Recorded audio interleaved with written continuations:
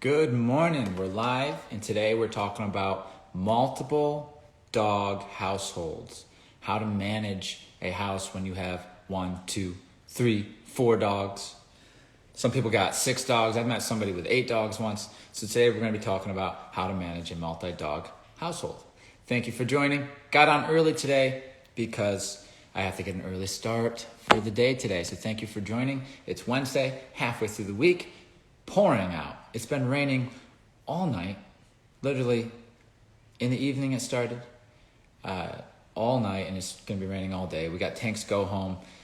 It's being moved to the afternoon, I think, maybe because of it. So you know how it goes, days like this. I'm going to give a second for everybody to join.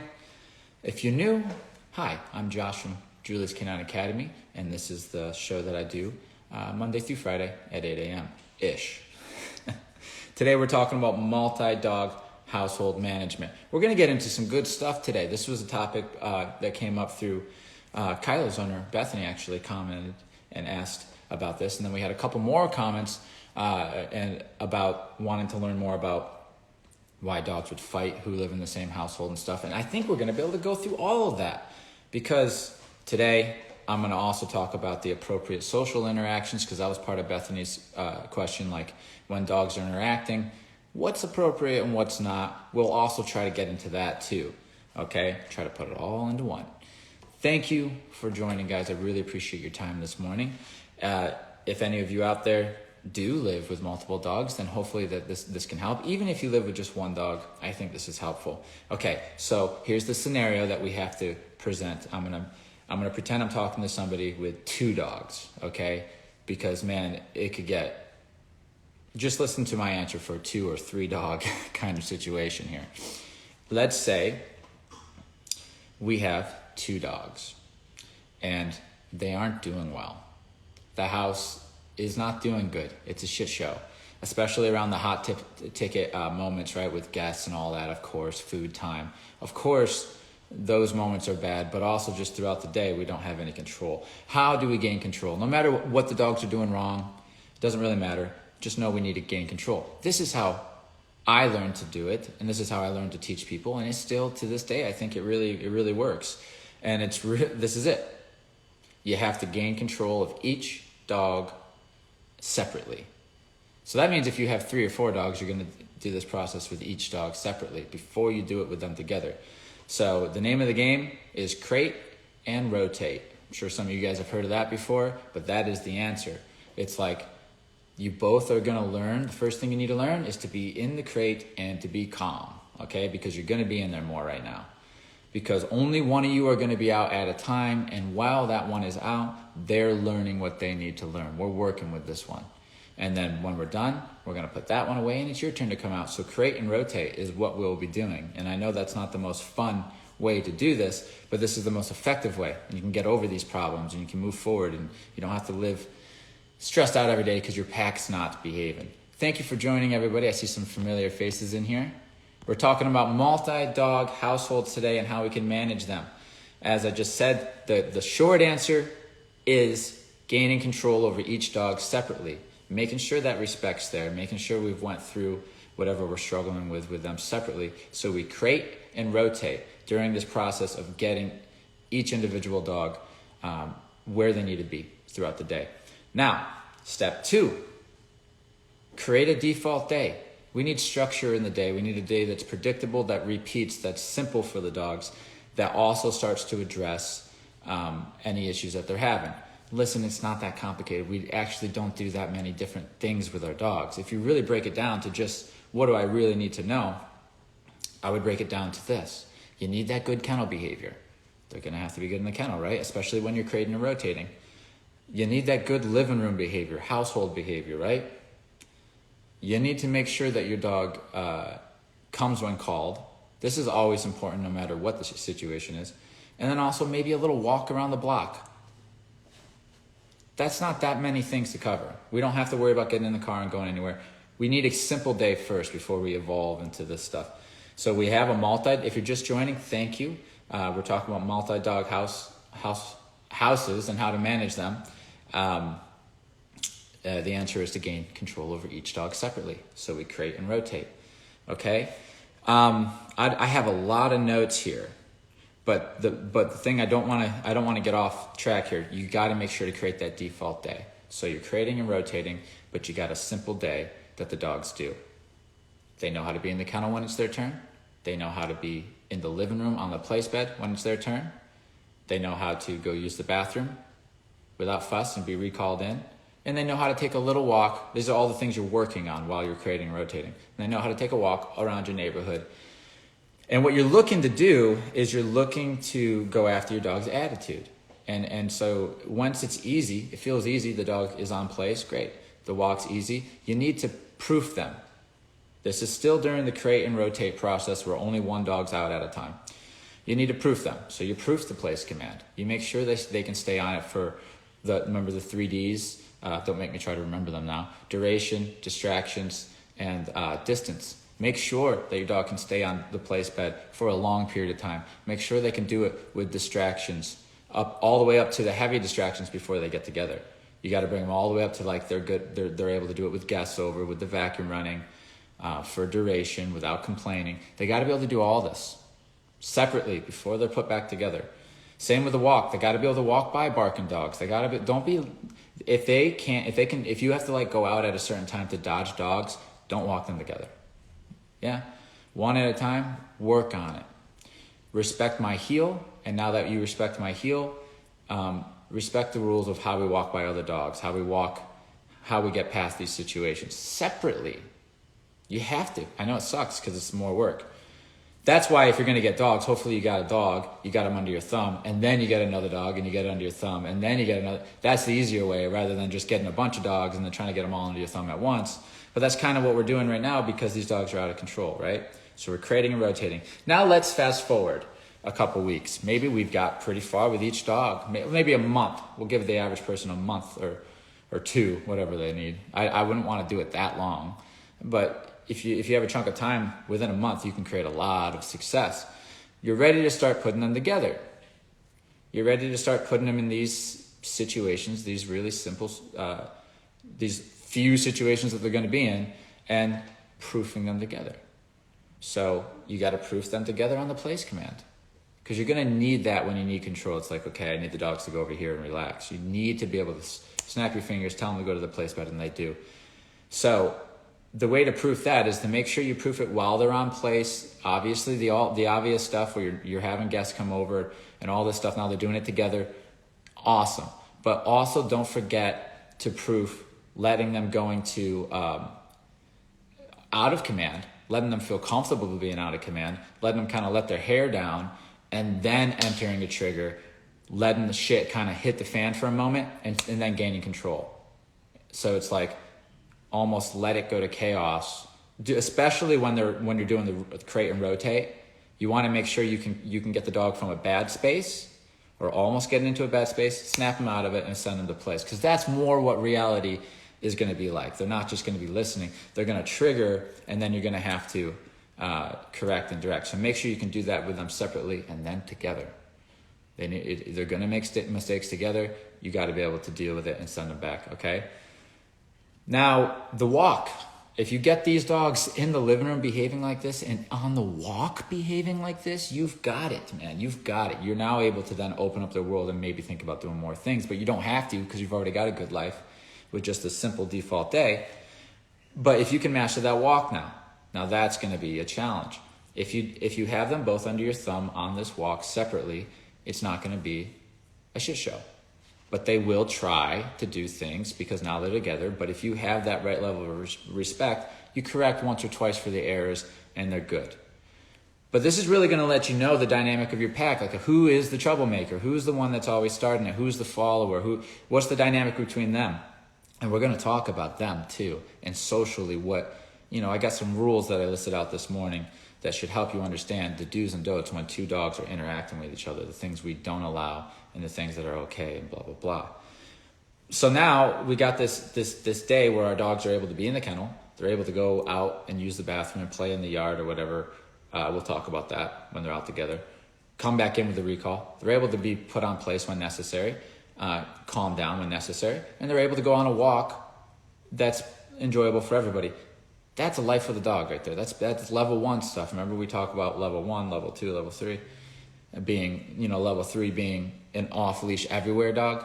Not even concerned about that with these 2 dogs. I just want them to live within their home and their immediate community together well. All right? So how do we do it? We gain control of each dog separately by crating and rotating. Means I have this dog in a crate for an hour or 2 while this other dog's out, and then we swap. Now this dog's out for a few hours and this dog, okay, until we got them both under control separately, and then we do it all again together. That's the basic approach. And it works. So, not that it's easy. Now, multi-dog households have less room for management errors. Let's talk about where this shit can go wrong, man, because it can go wrong. And I of course, I hear many, many stories, and I've seen it with my own 2 eyes. If you don't run a tight ship, the dogs are going to end up getting in trouble, either with each other, either fighting over a resource and you didn't know it was happening. Like literally you're sitting there in the living room and then you hear a fight a couple rooms over and you're like, what the hell is going on? What's going on is you're not running a tight ship and you got 2 predators running around the house and they happen to bump into each other when they're next to a resource. And like food, dogs can do it over the trash can if they think that's valuable, over a spot where they're laying. This is how it goes. So management, that wouldn't have happened if they were both on place. That's how you use place. That's why it's there. It's like, okay, guys, go on place. I need to check my emails. I need to I can't be watching you 100% right now. So let me go on place, right? If they were on place, they wouldn't be in the other room, bumping into each other around a resource and having a fight, which happens.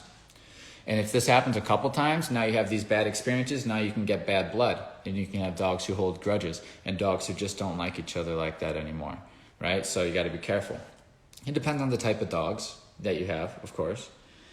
Let me see here. Okay. Yeah, that's pretty it, because it's pretty easy with the whole management thing. But the next part that I'd like to talk about, because we do have time, is appropriate social interactions. Like our dogs aren't always going to be in command. You know what I mean? This is just, we do this so that we know that when we need everything to be absolutely tight, that we know we can get it and the dog has experience with it, and simultaneously it adjusts the dog's attitude, it changes the way they feel. It's literally like a board and train at home, right? But what are the rules when we have dogs out? I'm going to use the social yard, for example, or when you let your dogs out to the backyard. I'm hoping that most everybody has a little bit of a space that they can let the dog out on without a leash. Assuming that you do have a backyard, you let them out there. What are the rules out there? Ooh, yeah, because things can happen out there. That's right. Oh, wait, there's one other thing that I want to put on here, just to reiterate. Okay.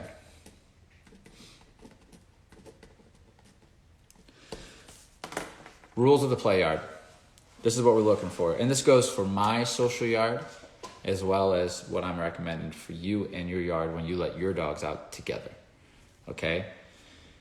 Rule number 1, listen to the leader. That's it. You have to understand that rule number 1 is if I say stop, you stop. If I say do this, you do this. You just listen to the leader. That's rule number 1. We don't break that one. But rule number 2, no hierarchical disputes. We don't want them trying to figure out who's more dominant, who gets control over the resources. We don't want them having any of these conversations. And those conversations come up. It's not just resource guarding that they do this with, right? No posturing. No posturing. No humping. Okay? No hardcore sexual thoughts. Nothing like this. No guarding. You can't go grab a stick and guard it and try to claim it. None of that stuff. No hierarchical disputes. So we're not going there. Here's the rules. I'm above you as the leader. You're both under me, and you're equal. If I catch you trying to have that conversation, there will be consequences. That's rule number 2. Okay, so I don't want to see you posturing on a dog. I don't want to see you coming up like this, putting your head over their shoulder. That's going to get you corrected. Okay? Rude behaviors are going to be corrected. Okay? Rule number 3. They're going to cap their arousal when they're in these elevated activities such as play. So then they are allowed to play, depending on the dogs, but with capped arousal, meaning they only allow themselves to get so energetic or so amped up. They can't cross that line where now they're in the space of like out of control. We make sure that if we see the play going and it's getting too rough or too intense, we correct, we settle the dogs, and then we let them back at it. And the dogs learn that the humans only intervene when you get to this intensity, so we'll just keep it down. We'll just keep it down here. So we're able to cap the arousal. That's important. If they do end up playing, if they do end up finding an appropriate thing. And that brings me to my next thing is like number 4, only healthy consensual play is allowed. That's it. We don't want one-sided bullshit where there's a dog pestering the other dog, such as like a puppy pestering an older dog. That's not allowed. Or a dog just trying to bully the other dog because that's fun and it's one-sided. Only healthy consensual play is allowed. That's it. Also, out there, while we're doing this and we don't know our dogs fully and we haven't got success fully, no resources. Number 5, no resources. I don't want toys out there. They don't need to be playing ball with each other. No food out there, obviously. Heck, some dogs can't even handle a water bowl. Okay? So let's go through that again. Listen to the leader. That's rule number 1. Okay? We don't want any conversations about the hierarchy. I don't want any posturing. I don't want any peacocking out there. I don't want to see you tail up trying to, be big, bad, and tough. That's going to get me to come down on you. Okay? While under rule number 2 is like, don't be disrespectful. That's just it. That all gets corrected. Posturing is a big thing. People let posturing go, and then they wonder why the dog's getting into dog fights, because the dog's sending these signals to these other dogs, and the other dogs do not appreciate it. They're trying to size the other dog up and then come in and maybe hump them or something so that they can be higher up in this little pack that we have right now, right? So if I'm able to hump him and to hump him over there in this backyard, I feel really good because now I know I have control. Whatever happens within this pack, I know I'm the top dog, so I get first access to all the resources. That's why they want to do it. None of that stuff. Okay. My form of correction during the socialization is usually dressage whip. I think that's what they call it. Dressage whip. Get them at Tractor Supply. Little whip on the ass. Whip on the ass for a hump or something like that. Plus, you can use it to move dogs around and stuff. That's my favorite. But if I'm going after particular behaviors, I'll use the e-collar if the dog's been through some training and I want to correct the dog. Sometimes dogs come in with sexual frustration, for example, and I want that to go down because it's interfering with their social ability. So I'll take out some of the females. I'll take out Izzy or something, or maybe, usually Izzy does it. Usually Izzy does the trick, and this dog will start getting really sexual around her, chattering the teeth, drooling, really funky, and then they're like, I'm gonna get on top of her, and they're burying their nose in her private parts and just being really disgusting, and that's when I'll correct, or they actually try to hump and I'll correct, and it's on the e-collar.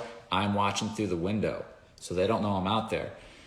I do that with a few different female dogs. Like I'll use Sparkle, and maybe if there's a dog around that I know is safe, then I'll use her. Or if Gabby's down with, Gabby doesn't have a female dog, so I can't really use that. We use Taco for other stuff. You just find a female dog that you know is not going to, not too sensitive about it. Correct on the e-collar. What happens, the dog stops. It's like taking a fucking cold shower. The sexual thoughts start going away because every time they enter that part of their brain, they're corrected. And then what you see is a dog starts self-regulating. So you see a dog come up go up to a female dog, start to have that thought, a sexual thought, and they correct themselves. Because in that moment is when I would correct. My timing is as soon as your brain starts to get into this space, that's when you're corrected. So you watch a dog keep themselves from going into that space, and that allows them to now explore other avenues of being social. Yeah, so it's cool after a few days go by. Maybe the dog now no longer interested in that. Maybe the dog actually learns how to say hello and they start playing or something like this, and this is what we can see. So they have to listen to you out there. Rule number 1, they can't be doing anything disrespectful. That's rule number 2. They also have to cap their arousal. They can't go fucking batshit crazy. They have to stay somewhat under control of themselves, and we'll hold them accountable for that.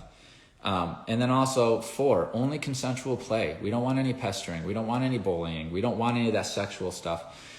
If we're seeing an interaction that's not consensual and is going into this inappropriate space, then we correct it.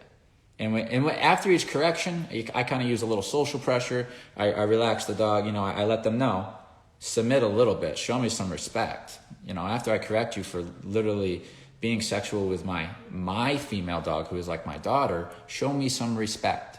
Don't just walk away from me to the other side of the fucking lawn and start doing it to another dog. These are dogs. Like this is how they do. So we correct them.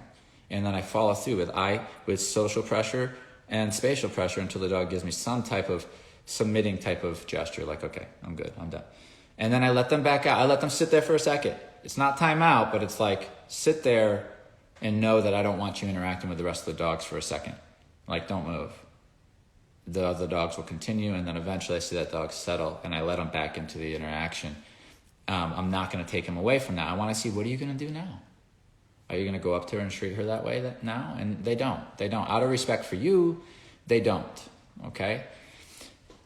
This is going good. Let me see what we got for questions here. I'm only here for the dogs. Thanks for joining. She said, he or she, I'm sorry, I'm not sure, is saying, is taking toys from another dog's mouth just rude behavior or dominance?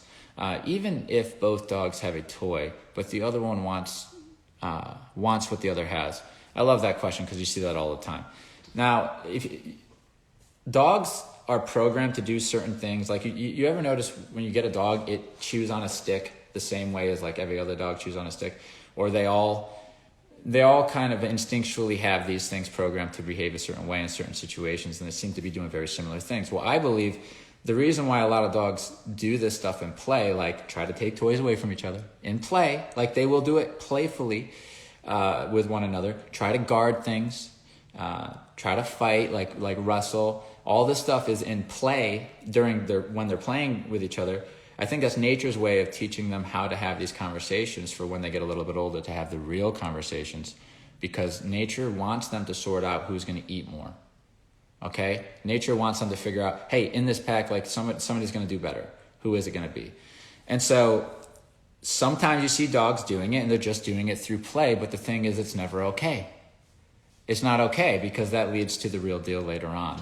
And so whether they're doing it for fun, like you said, just through play, or they're doing it because they're really trying to have that conversation, they're really trying to be dominant, and they want to take that toy away just to be able to, just because they can, and they can lower another dog, which raises them, which makes them feel confident, makes them feel good. I don't think dogs have any ill thoughts. Like, I think nature just programs them to behave a certain way so that the species is able to thrive, right? Like one dog out of the pack is going to be eaten more than the rest, right? You know what I mean?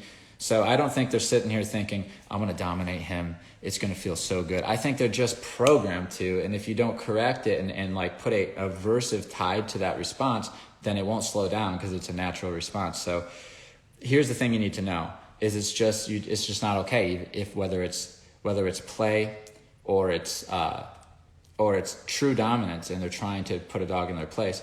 We tell them young that that's a rule around humans.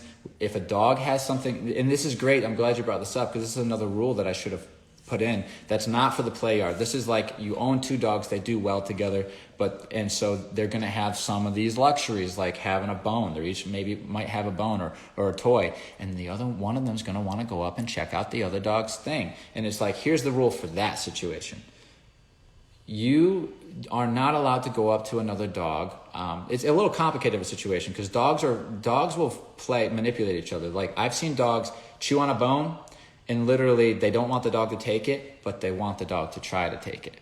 Like they'll even leave it there for a second to get the dog to go over to go get it, and then they'll come over and guard it because that dog just wants to have that hierarchical dispute because that makes them feel powerful. They know they're going to win it. They want to have it. So, and that's off the rules, right? That's against the rules, right? So here's the rule when you guys both have a resource or even one of you has a resource and the other one doesn't. You don't go up on the other dog and take it, okay? Period. But for the dog who has it, if that dog's coming up on you, you don't bite him. Okay, I will take care of this. I will be there monitoring. And also, don't tease each other. Don't play that game. They do. They play that game where it's like, you want to come take this, and they try to come take it, and they growl, and they do all this stuff. And some dogs can get in over their heads and get into a fight over this shit. So it's like, when my dogs are chewing, if I know that there's potential for them to do this nonsense, they're going to be separated, and they're going to be chewing, and I'm going to be in the room. And they know the rules. Don't get up and leave your thing and go check out his because I will correct you. You know what I mean? So, and if a puppy's going up to an older dog, they're likely to get corrected by that older dog. Typically, we don't, as a trainer, I'm not going to let another dog bite another dog to teach it, although it would. But that's not how we're going to do it. So I'm going to get involved. I'm going to step up and say that's wrong and send the dog away. So, very good question. But it's never a good thing to allow happen because it's always opening up a conversation for conflict, and we don't want that. Now if your dog, it's different if listen, these dogs know each other, they get along, they're great, there's never any issues, they're not aggressive, and they're playing, they're carrying a stick with each other in their mouth and stuff. This is different. You know what I'm talking about. When you feel like you don't know how this is feeling right now, these dogs both feel a little wonky or whatever. These dogs, this is on their mind. The hierarchy is on their mind. Okay. Bethany says, how do you know whether an older dog is correcting a younger dog is appropriate or not? So dogs who are balanced know how to correct younger dogs, and they know how to use the right amount of firmness so that they don't actually hurt the younger dog. And that is, for me, it's a beautiful thing to watch. And it's a natural thing that happens, and it's a conversation that if you get a chance to see is quite beautiful. But most dogs that I meet these days are not balanced. And when they go to correct a younger dog, remember what I said about dogs who aren't balanced? They overreact. They overreact to everything. So they'll overcorrect a young dog, and I heard it draw blood and all sorts of shit. And it's like, and then that doesn't do good. That was like too much. It was too much, so it's actually very aversive for the young guy and maybe even traumatic. So I definitely wouldn't encourage a dog who's not balanced to be correcting another dog because it's going to go over the top with it and it's not going to land right in the dog's head. If you see a dog who really knows how to do it, watch a mother. You can see it on YouTube. Watch a mom with her puppies. That's a great example because she's correcting them, but only as firm as she needs to. The dogs aren't a bloody fucking mess when she's done with them. You know what I mean? She gives them a firm little teeth on the snout, or something like that. The dog does a little yelp. It learns, and then she goes back to what she was doing with it. You know what I'm saying? Also, dogs don't have to use their teeth to correct. They can make a sound. This is what they do. It's like the puppy is doing something they don't like. They make a sound, a growl, a bark. If the dog doesn't listen to that, then they go physical. Usually this is the case. And so if a dog knows how to do it appropriately, I'm not going to lie. If my dog knows how to do it appropriately and I got a puppy, I'm going to let them have their little interaction. But professionally, I'm never going to tell you to do that. We got some more questions here rolling in. Thanks for joining, guys. I really appreciate you coming on early today. All right, we have 2 Aussie Shepherds. The older one, 14 months, herds and pins down the younger one who is 5 months. Sounds like some bullying. We intervene immediately to stop this. It's happened less, but still happens sometimes. Yes, I can imagine because the younger dog's not able to. Imagine if the younger dog actually got the best of the older dog, which isn't going to happen quite yet. Then it would stop. Yeah, this stuff, I love comments like this because this stuff's very interesting to me. But so the older dog, which is significantly older, is hurting. So it's hurting him and then pinning it down. Now, what does this look like? I'd be curious to see, is this consensual or is this not? It doesn't sound like it is. What does the little guy do? Does it scramble to get away or does it just hold still? I'm really curious. Most of the time, they're great. It's just sometimes when the younger one runs too fast, this is good. This is what I like. The older one wants to stop her. It's not aggressive, but it seems rude. Okay, so what's happening by the sounds of it, and this is what I love about this stuff. It sounds like you've had this other dog first, right? And it's like, this is how things go around here. Then this young guy or girl comes in, the younger one comes in, right? And it's starting to disrupt the environment.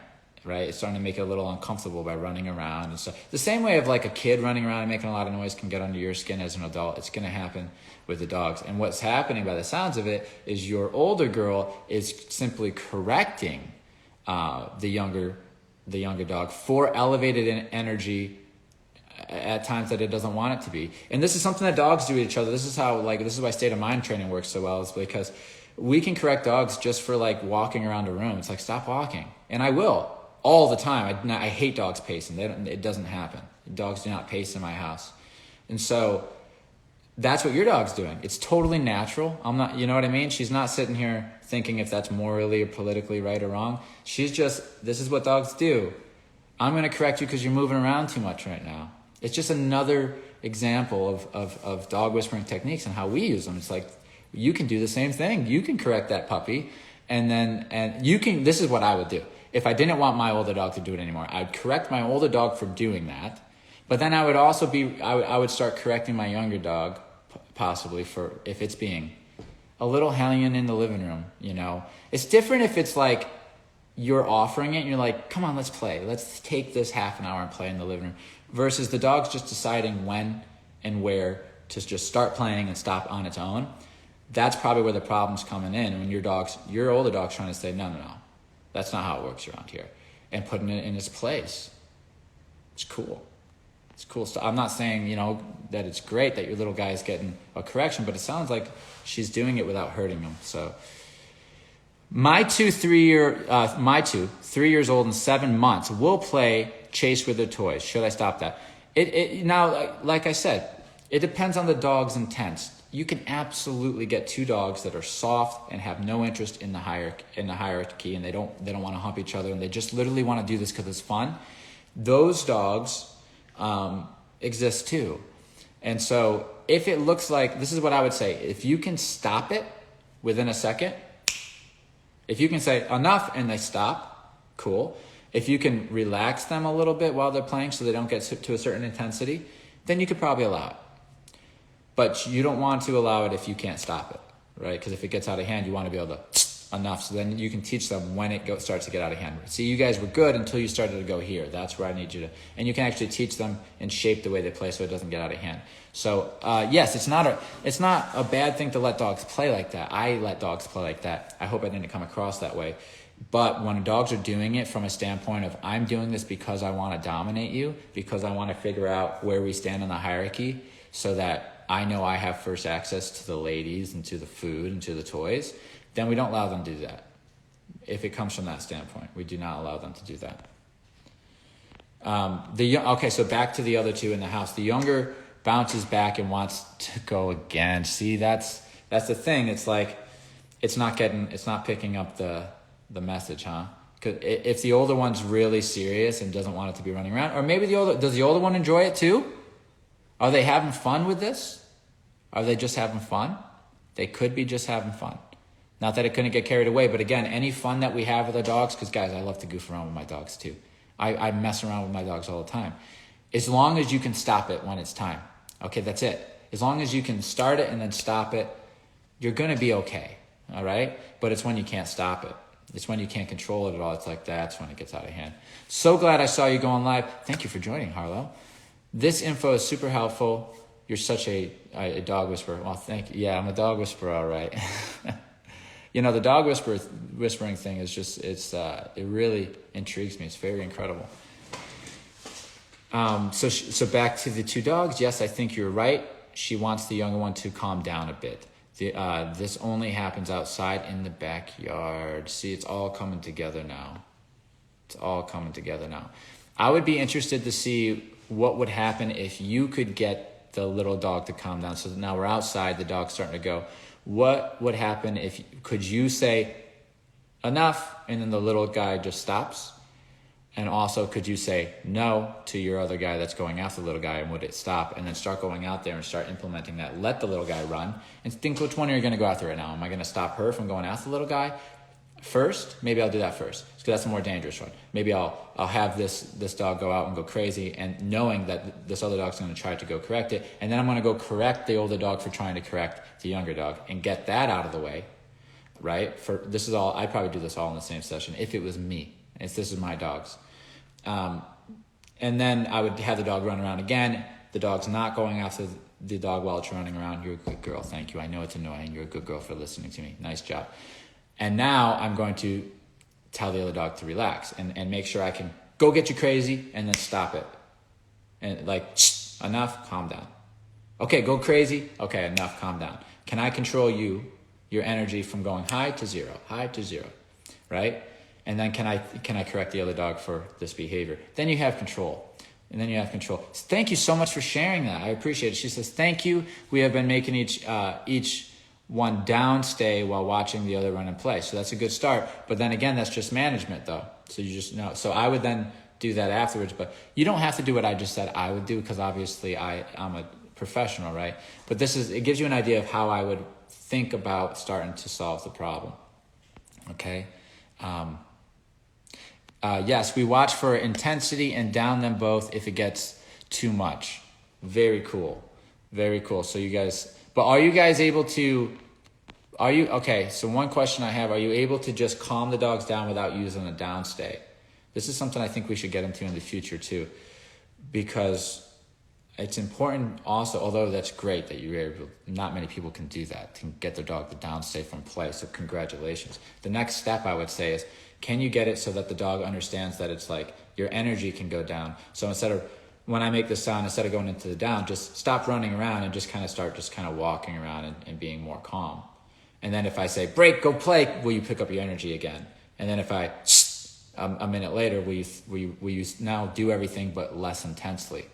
So you're just controlling energy rather than a physical command on top of it, just the energy alone. I think that's going to bring you to the next level. Okay? Because it's limiting. If you have to put your dog in a down to get it, which is awesome. Don't get me wrong. Like I said, most people can't get it.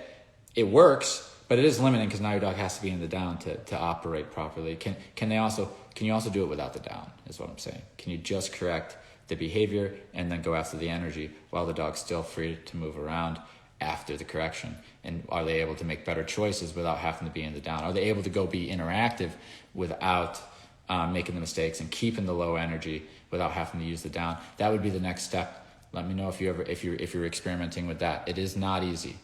Okay, Mylan says, is one dog's behavior when playing determined solely by his behavior, or is it also in the context of how the other dog acts? I believe that I think they're reacting to the other dog usually. You'll notice that some dogs, I'm going to keep reading because Mylan has more. When playing with a neighbor's dog, our guy acts dominant a bit to me. Does all the chasing, no chasing by the other dog, but the neighbor's dog's owner tells me that is how his dog always plays. Okay, so let me get this right.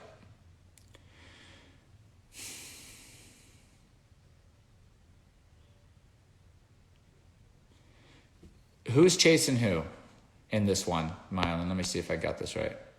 I think his dog is just submissive. Okay, so your dog's chasing his dog, but his dog's it's one-sided. His dog isn't really into it. You said, I think his dog is submissive by nature, but regardless, that does not mean I should allow ours to dominate during play. I agree, Mylan. I agree. Because, listen, it's not really your dog's fault either, because this is just what dogs do. It is. Like, it feels good. There's a reason why it feels good for a dog to dominate another dog, and it's not because they're assholes. It's because that's how they're built.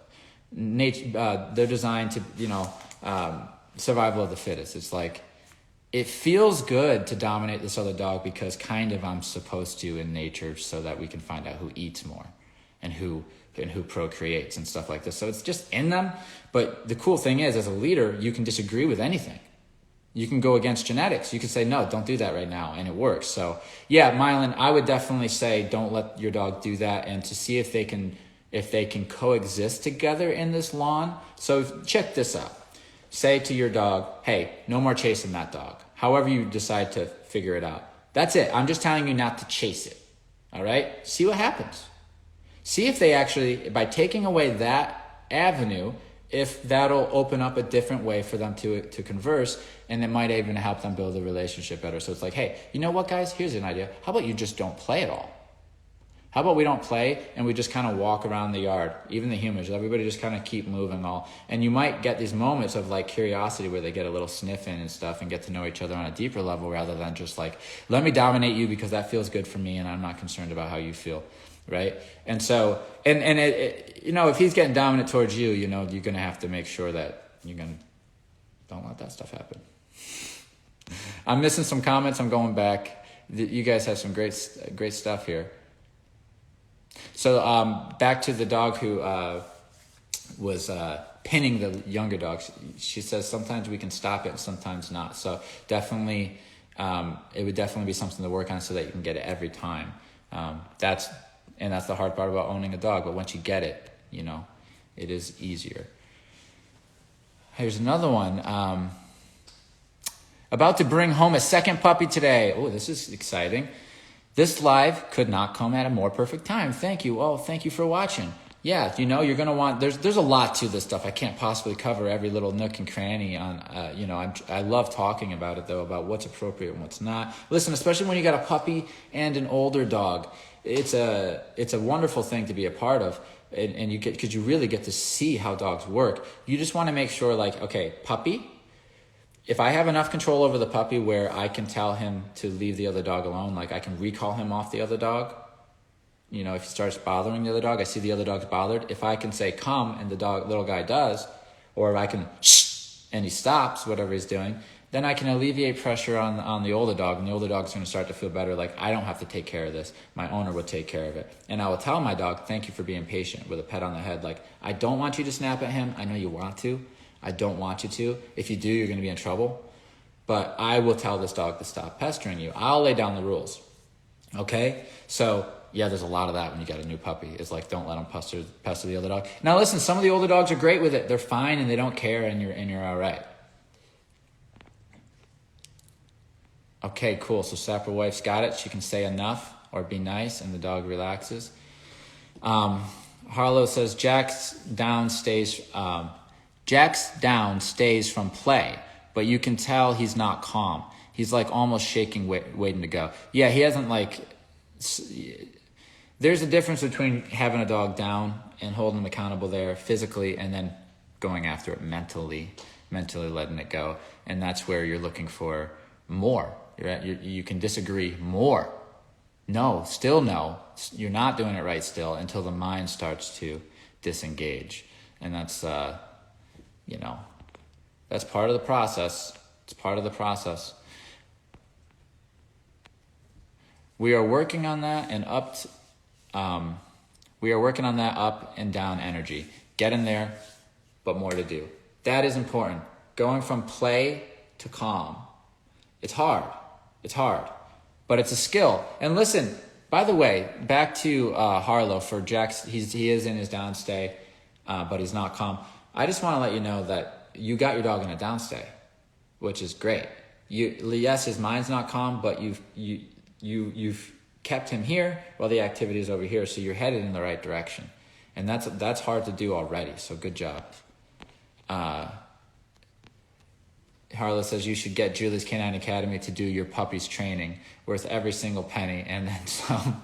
Yes, we've done a few puppies, and I tell you what, it's fun. I love it. They're more work in a lot of ways. Having a puppy in, it's like you got to let them out to potty every like hour and a half to 2 hours. So it's like, or every 3 hours if they're a little older. But puppies are not easy. Puppies are not easy. They're very demanding, but it's very rewarding.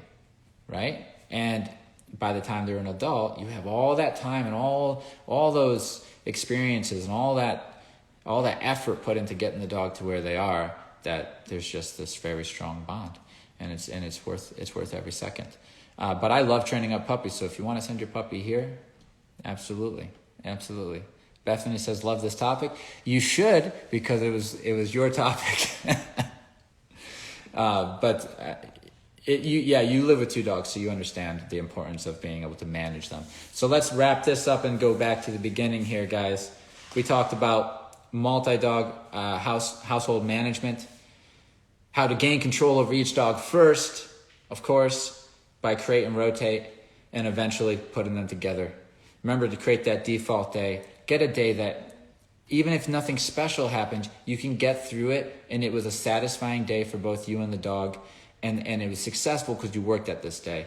And then you can add on top of that. At least you got your normal day where shit's not hitting the fan. That's one hell of a place to start.